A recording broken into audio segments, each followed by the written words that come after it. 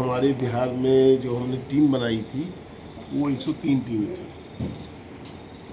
43 कृषि विज्ञान केंद्र हैं बिहार में अभी जो काम कर रहे हैं, और कल तक का आंकड़ा देखें तो 3777 गाँव को हमने कवर किया है। ठीक है। और इसके अलावा जो हमारे किसानों की वहाँ पर किसानों से संपर्क हुआ वो लगभग 3,83,000 किसान हैं। तो इस 10 दिन के दौरान 10-11 दिनों में हम लोगों ने जो अपनी बातें कही, अपनी तकनीक उनको बताई, और तकनीक क्या जो उन्हें समस्या है उसके लिए उससे संबंधित तकनीक को बताया। हमारा फोकस था मेन कि उनको जानकारी देने के अलावा उनकी क्या दिक्कतें हैं उनसे फीडबैक लेना, ये प्राथमिकता थी हमारी। और उसमें जो बातें आई कि भाई हमें किस तरह का रिसर्च करना चाहिए आज के दिन, जैसा अभी बताया इन्होंने कि जलवायु में परिवर्तन हो रहा है।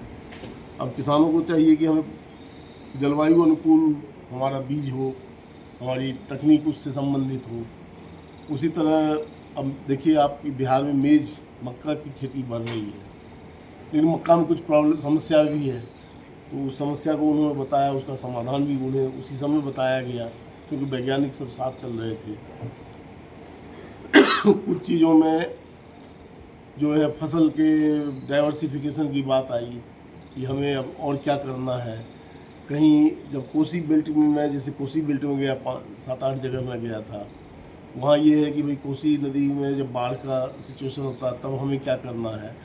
तो बहुत सारी चीज़ें हैं जिसपे मैंने अभी आपसे बताया कि कुछ चीज़ों को का समाधान तो तुरंत होता है तकनीकी जानकारी की चाहिए, तो कुछ पॉलिसी मैटर होता है।